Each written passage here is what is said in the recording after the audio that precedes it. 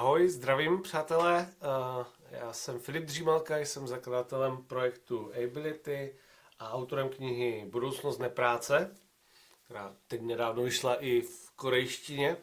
A v tomto videu bych chtěl ukázat, jakým způsobem jsem vyladil produkt, který se jmenuje Future AI Leader. Je to 9. běh našeho nebo mého vzdělávacího programu pro lídry, manažery a inovátory v oblasti AI.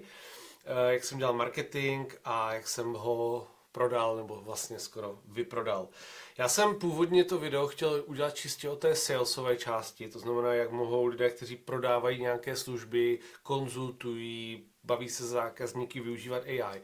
Ale uvědomil jsem si, že sales už dávno není jenom o samotném prodeji. A nemusíte být tvůrce obsahu, nemusíte být lektor. Vlastně kdokoliv, kdo dneska něco nabízí, tak jednak může ovlivnit ten samotný produkt nebo minimálně to, jak ho prezentuje. Proto třeba, když jsme v jednom programu měli člověka z pojišťovny, tak on nebyl spokojený s tím, jak marketing vytvářel prezentaci jejich služeb, takže si udělal asi 12 prezentací pro každou cílovou skupinu zvlášť. Takže můžete ovlivnit to, jak se komunikuje o produktu, můžete ovlivnit samozřejmě marketing, ať už vás, jakožto tvůrců, to znamená podpořit osobní brand a samozřejmě i to, jakým způsobem prodáváme. To, že můžeme dneska ovlivnit daleko víc věcí, je za mě úplně skvělý a jenom to podporuje tu tezi z mé knihy Budoucnost nepráce, že žijeme ve zlatém věku tvůrců. Angličtina proto má trochu víc a lepších pojmů, nebo aspoň ustálenějších, to znamená creators nejenom v tom kontextu lidí, kteří vytvářejí nějaký obsah, ale opravdu ti, kteří staví, vytváří. Já osobně si myslím, že toto bude jeden z nejsilnějších dopadů umělé inteligence, že bude méně lidí, kteří řídí a manažují a bude daleko více lidí, kteří vytváří, ať už digitální produkty, ať už služby nebo fyzické věci. To, co nám k tomu pomůže, o čem budu dneska hodně mluvit, je samozřejmě AI a koncept, kterému říkám vibe working, to znamená způsob, kdy spolupracujete na všem s umělou inteligencí, dáváte jí zadání, vizi, směr a vlastně svým způsobem ji jenom orchestrujete na základě vašich zkušeností a vkusu a AI tu práci dělá. To neznamená, že ona ji udělá celou, ale udělá podstatnou část a díky tomu, že je samozřejmě daleko chytřejší než já, tak tu práci uděláme daleko lepší. A proto já, když jsem se zamyslel nad celým tím projektem Future AI Leader, co jsem dělal na začátku a jak jsem vlastně postupoval, tak mi z toho vyšlo takové hezké workflow, o kterém dneska budu mluvit. To znamená, jak jsem, a samozřejmě neukážu úplně všechno, to bychom tady byli hodně dlouho, ale vybral jsem konkrétní use case a scénáře pro vytváření toho samotného produktu a jeho komunikaci, potom, co jsem dělal v rámci sociálních sítí a marketingu a jak jsem si zautomatizoval, nebo spíš poloautomatizoval prodej. Tak, pojďme na to. Co se týče samotného produktu, tak já jsem chtěl jednak vyjít, protože to je už 9. běh toho programu vzdělávacího, tak já jsem chtěl vyjít z těch předchozích a stejně tak mám svoje oblíbené tvůrce a programy po celém světě, kterými jsem se chtěl inspirovat. Takže ta moje jedny z těch prvních kroků vedly do moje oblíbené aplikace Firecrawl, která vám umožňuje stáhnout data z určitých webů do strukturovaného formátu, tak abyste je potom mohli nahrát do AI a mohli s nimi pracovat. Takže já jsem si stáhl data z mého webu, protože tam jich bylo hodně, tam jsou i reference a další věci a někdy vám stačí to, že si jenom skopírujete nějaký web, jo, Ctrl+A, Ctrl+C, pak ho vložíte do AI a pracujete s ním. Nicméně já mám rád ty data strukturovaná a potřeboval jsem těch webů stáhnout víc, takže jsem použil tady ten nástroj. No a pak jsem si vytvořil svého asistenta, kam jsem ten nástroj dal, vyčistil jsem ještě ty další weby, no a začal jsem se bavit o tom, co vlastně chci zakomponovat do toho svého programu. Já se při vytváření těch AI asistentů, což je velký téma těch našich masterclasses, tak mám takové svoje tipy a triky, jak vlastně za pomocí AI vytvořit instrukce pro AI. Takže ten prvního asistenta, kterýho jsem si vytvořil, tak jsem si vytvořil právě na přípravu toho samotného programu. Následně jsem diskutoval s AI o každém jednotlivém modulu, protože já jsem si nejdřív udělal outline, to znamená přehled, měl jsem už předtím v Evernote napsaný, co vlastně chci, aby v tom programu bylo, takže jsem to potřeboval vyladit. A jak vidíte, já se s umělou inteligencí hodně jako bavím slovně, to znamená hlasem, tak abych mohl dát kontext, nad čím přemýšlím. Když si přečtete ten text, který já do toho dávám, tak to častokrát je hrozný, protože já opravdu nechávám ty moje myšlenky plynout a častokrát je nechám trošku zatoulat se, aby AI dostala kontext. No a vlastně dávám zpětnou vazbu, neustále iteruju, snažím se udělat si čas na to, abych opravdu s tou AI mohl pracovat třeba půl hodiny, hodinu nebo hodinu a půl. A za tu dobu té hluboké práce s AI, tak vlastně si myslím, že se dá udělat skoro cokoliv. Takže já se s tím bavím, připravoval jsem obsah těch samotných modulů s tím, že já to nepřipravuju úplně tak, že bych nechal AI, já spíš se bavím o tom, jak to bude pojmenováno, co tam chci, co tam nechci, protože AI to umí daleko rychleji pojmenovat lépe. No a samozřejmě já, protože těch materiálů mám hodně, tak to pak začnu skládat dohromady. Ještě mi pak pomáhají dva agentské systémy, o kterých já tady nebudu mluvit, protože to je, jak se říká, too good to share, ale hlavně to mám schovaný pro účastníky těch mých programů. Ale opravdu dneska ty systémy umí prohledávat internet, dávat vám dohromady informace, které potřebujete. A není to ani tak o těch nástrojích, které dneska jsou, ale je to spíš o tom workflow, o tom pracovním postupu, abyste pak ty informace dokázali dostat dohromady a hlavně je dali do takové podoby, že to za prvé nebude znít, že to dával AI, ale hlavně k tomu přidáte tu vaši expertízu.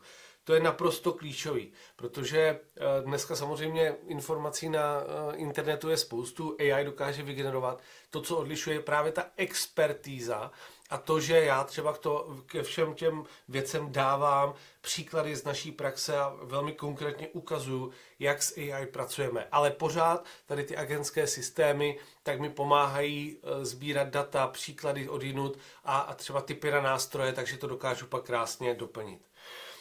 Když jsem ten produkt měl, samozřejmě za pomocí AI jsem vyladil kompletně texty na web, tak jsem se pustil do marketingu. Já jsem si řekl, že protože mě čekala dlouhá cesta do zahraničí, když jsem měl přednášky a workshopy po celém světě, tak jsem si řekl, že tentokrát to budu muset prodávat trošku jinak, protože já jsem nositelem toho programu, takže ten prodej vlastně většinou stojí a padá na mě. Takže jsem si řekl, že budu hodně šlapat do LinkedInu, což je moje sociální síť číslo 1. Řekl jsem si, že nejdřív si udělám strategii toho, kdy, jak postovat, takže jsem vlastně šel do jednoho z těch agentských systémů, nechal jsem si postavit LinkedInovou strategii i na základě nějakých externích dat, která jsem našel a nahrál, kdy mám postovat, co a tak dál. No a udělal jsem si vlastně jednak když jsem vzal tu webovou stránku, tak jsem si začal vlastně zase dělat asistenty na psaní contentu. Některé jsem si dělal, protože jsem věděl, že ten content budu dělat pravidelně. U některých jsem to použil jednorázově, takže když jsem chtěl poslat newsletter svým čtenářům, tak jsem použil takovou fintu, kde jsem při zadávání toho promptu, tak jsem se odkázal na konkrétní styl konkrétního člověka. Pokud je to někdo hodně známý, kdo za sebou má hodně kontentu, tak existuje velká pravděpodobnost, že AI ho zná. Já jsem v tomto případě použil styl Ramita Settyho, protože on umí velmi dobře psát takové ty long form e-maily, kde to je tak jako trošku americky, příběhově, ale myslím, že na launch jakýhokoliv produktu je to úplně ideální. Mimochodem i to ukazuje, že je dobrý mít dobře nastavenou inspiraci toho, co dostáváte za newslettery, koho sledujete na sociálních sítích a to, že si rozšiřujete záběr a víte, kdo v oblasti tvorby kontentu nebo čehokoliv dalšího je dobrý a pak vlastně se můžete inspirovat tím jeho obsahem a přetvořit si to pro sebe. Takže já jsem si nechal vytvořit návrh e-mailu, samozřejmě upravoval jsem ho tak, aby vyhovoval čem mým potřebám. No a kromě toho mě pak ještě napadla jedna věc, kterou jsem už dělal dřív, a to je, že jako navazující prompt, tak jsem dal, ať mi AI vytvoří návrh out of office odpovědi. To znamená, když mi někdo napíše, tak jsem mu vlastně udělal taková hezká odpověď, že jsem v zahraničí, připravuju program Future AI Leader a je to nejdůležitější, co všichni lídři a manažeři musí znát o AI a ať počítají s případným zpožděním s odpovědí. No a to vždycky funguje úplně skvěle. Lidi někteří i psali, myslím, že pár těch míst se prodalo právě díky tomu out of office. Takže můžete se pobavit i s AI o tom, jaká netradiční kontaktní místa byste mohli využít k propagaci vašich produktů a služeb. Já samozřejmě bych to asi nedělal celý rok, nicméně vzhledem k tomu, že tady ty programy dělám vždycky na jaře a na podzim, tak se snažím vždycky aspoň ten měsíc interně vnitřně říct, že teďka prostě budu prodávat. Jo? A snažím se prostě prodávat při každé příležitosti. Já jsem to použil i při přípravě videokontentu.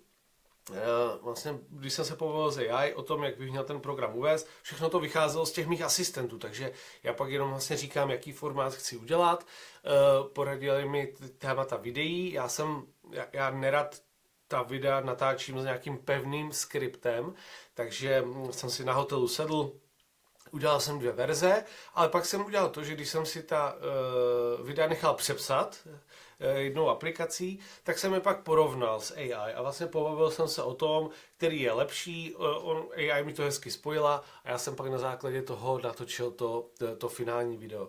Takže někdy to používám a vím, že to nemusí být úplně objektivní, ale co je dneska objektivní. Takže i to, že mi AI řekne, jo, tohle je dobrý, tahle část ne, tak protože ji mám už trošku vytrénovanou a i tím systémovým promptem, který já používám, nebo těmi hlavními prompty, tak už vím, na co směřovat, tak vlastně mě to i trošku dodá sebevědomí a důvěru, zvlášť, když vám řekne, jo, tohle je skvělý, tohle tam určitě řekni. A myslím si, že i to podnikatelé, obchodníci všichni občas potřebujeme, takže proč ne? Já jsem to používal i pro propagaci na vytváření určitých kreativních věcí. Samozřejmě třeba když jsem se inspiroval tady tou kampaní, která je za mě úplně geniální, tak jsem uvedl, že to je inspirováno londýnskou reklamní agenturou XY a já jsem vlastně vzal screenshot tady té kampaně, kterou jsem zahlédl někde a nechal jsem si udělat prompt, aby mi vytvořila AI reklamu v podobném duchu. To znamená, že taková ta kontradikce mezi nějakou představou a mezi realitou.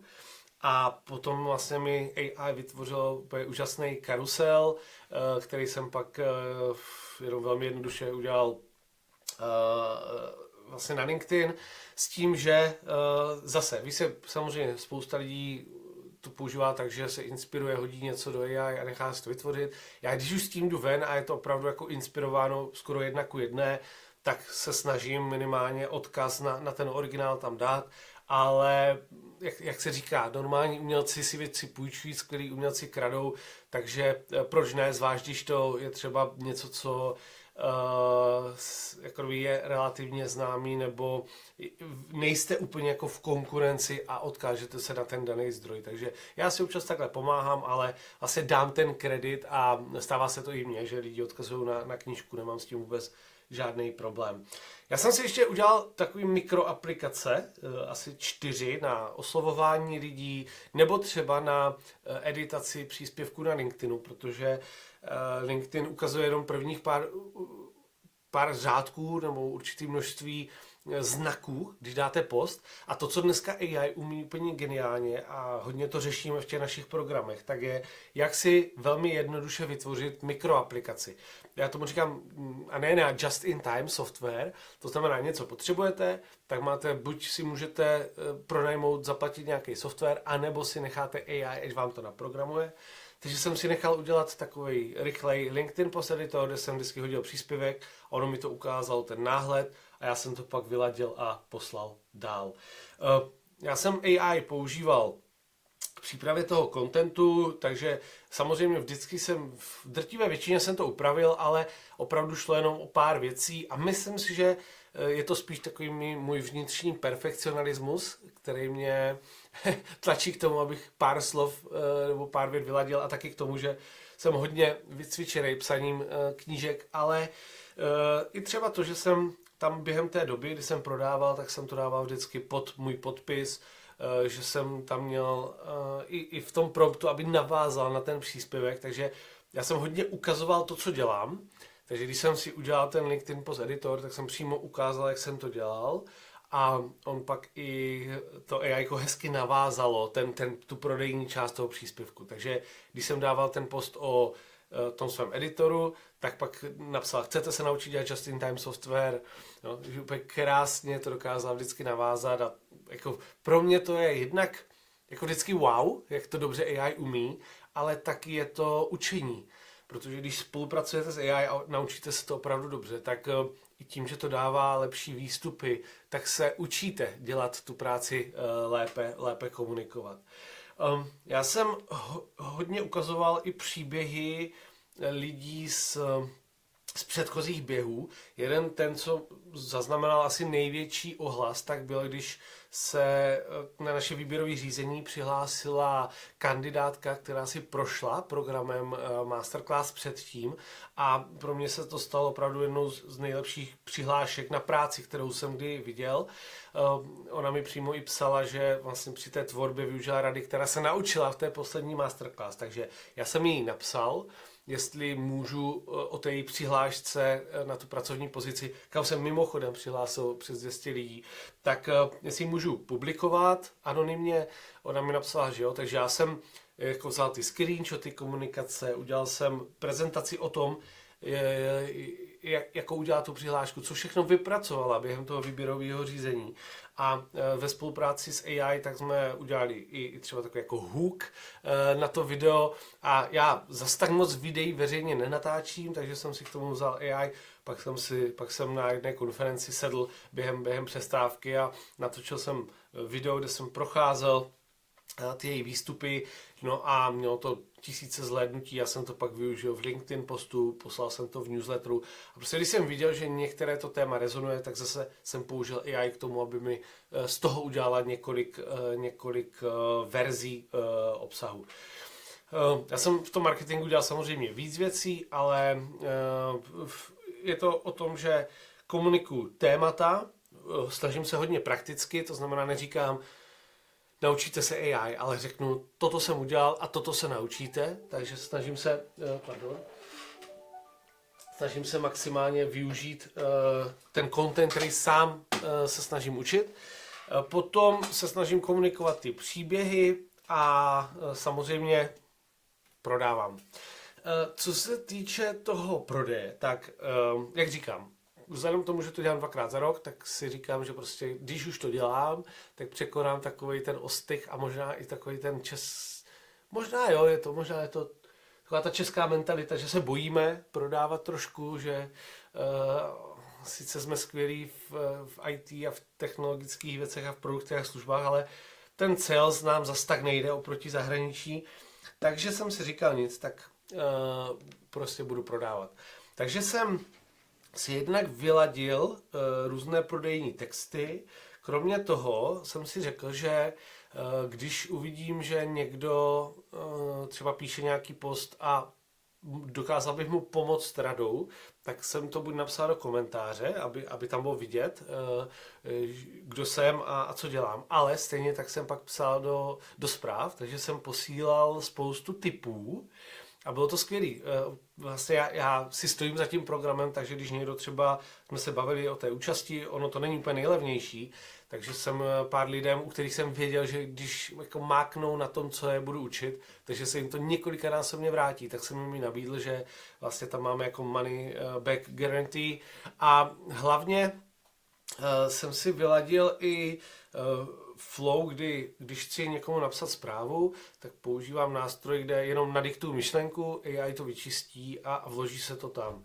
Takže i když jsem někde v terénu nebo nemám moc čas, mám 10 zpráv, tak já jenom rychle nadiktuju a napíše se to vlastně jako profesionálně a bez chyb. Takže já pak jsem schopen jako komunikovat s daleko více lidmi a nezabírá mi to čas. Stejně tak jsem si procházel kontakty za uplynulé období, protože mám samozřejmě svoje kontakty, ale vzhledem k tomu, že jsem hodně aktivní, tak mi přibývají hodně lidé, nové connections na LinkedInu, stejně tak komunikuju se spoustou lidí v e-mailu, mám spoustu schůzek, takže pro mě je vždycky důležité podívat se, s kým jsem byl v kontaktu za ten uplynulý půl rok nebo rok a vlastně oslovit ho, jestli by pro něho nebyl ten program zajímavý. Já jsem si nejdřív udělal prompt, tak abych mohl analyzovat ta data, ty kontakty a pak vlastně, protože používám AI v tabulkách, tak tam to funguje skvěle, protože když si vyladíte prompt, aby vyhodnotil třeba, jestli pozice nějakého člověka je vhodná pro váš program, tak pak ho můžete jednoduše copy-paste skopírovat do spousty řádků v Excelu nebo v Google Sheets a tím pádem si můžete připravit ta data. No a pak jsou skvělé nástroje k tomu, abyste dokázali rozposlat personalizované maily.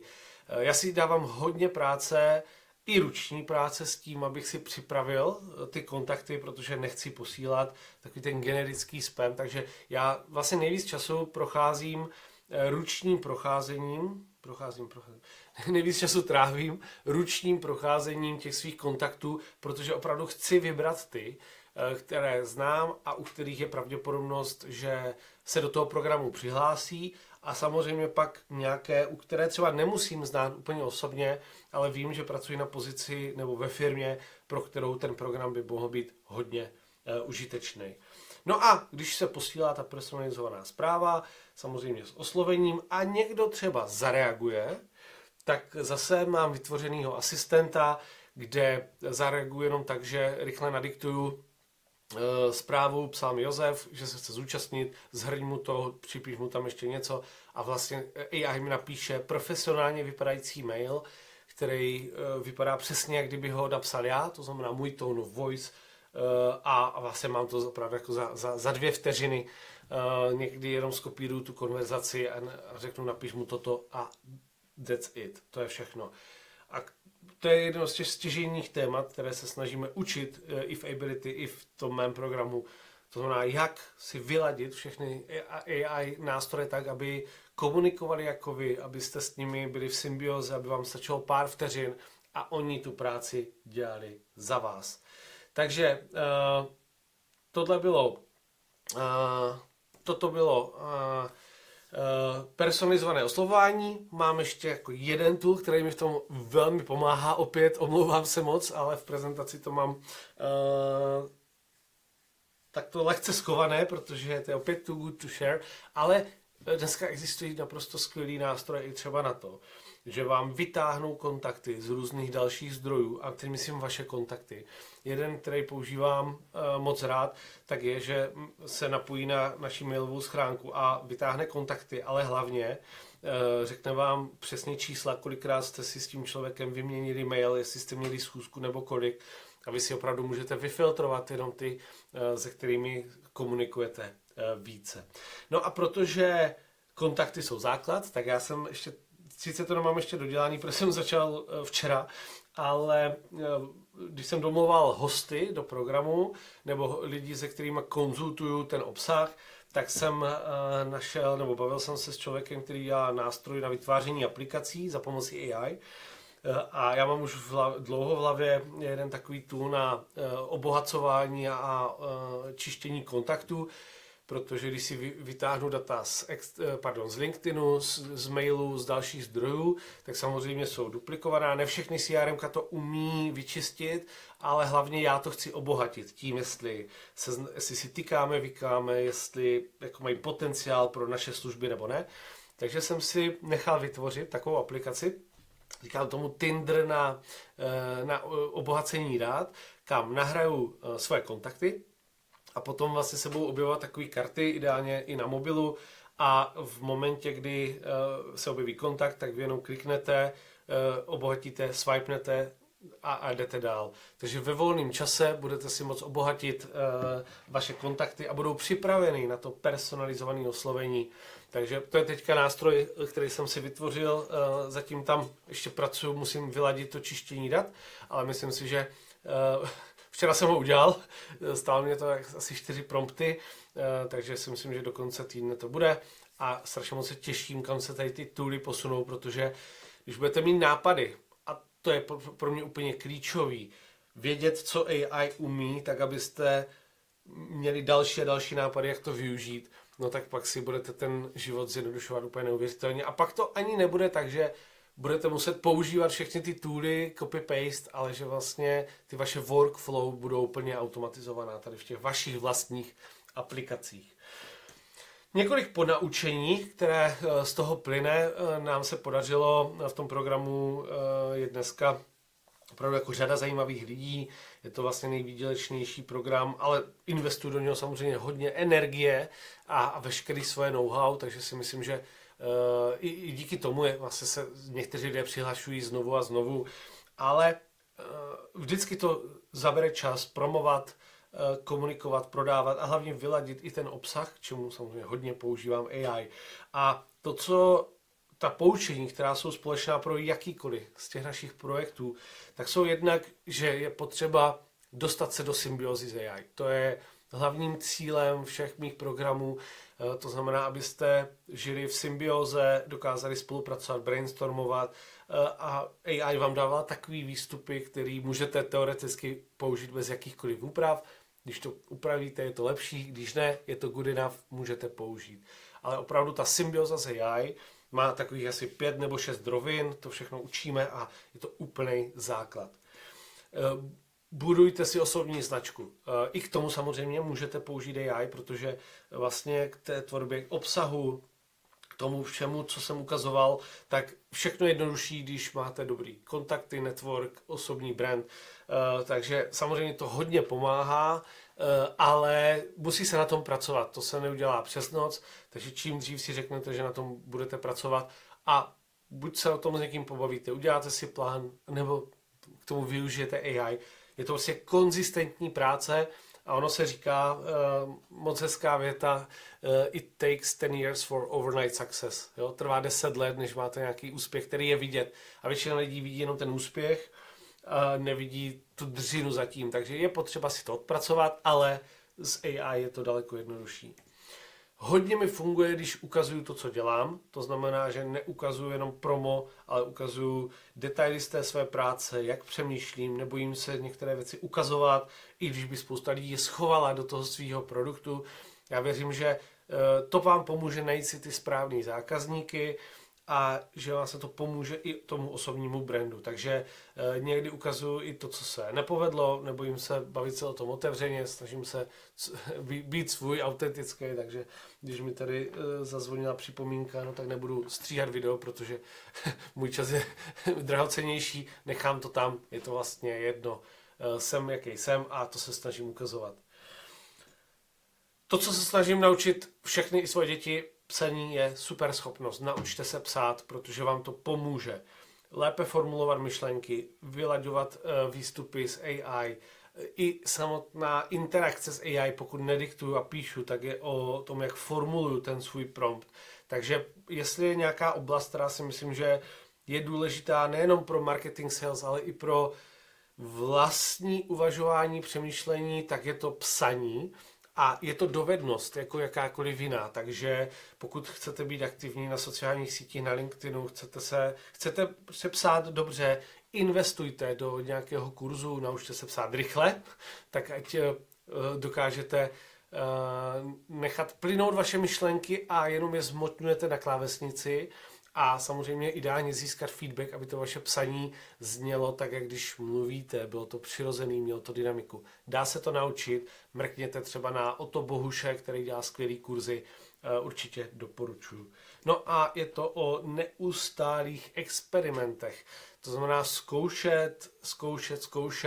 Ne vždycky se to povede, ne každý LinkedIn post má úspěch, je to jedno. Konzistence vítězí, to znamená, že když si řeknete, OK, teď do něčeho půjdu, tak se do toho zakousněte a dělejte to. To je rozdíl mezi úspěšnými a neúspěšnými. Ono to trvá, je to práce, ale když si z toho děláte takový hezký experiment, tak je to pak i docela zábava, protože sledujete, co funguje, co nefunguje, no a to, co funguje, pak začnete škálovat. No a to nejdůležitější nakonec, samozřejmě, dneska, když to video publikuju, tak máme 48 hodin do spuštění, ale samozřejmě celý program je i nahráván, takže Pokud se chcete naučit používat AI jako já a jako spousta dalších chytrých lidí, kteří budou v tom programu, tak se přidejte do Future AI Leader. Díky moc za pozornost a ať se vám daří nejenom s AI.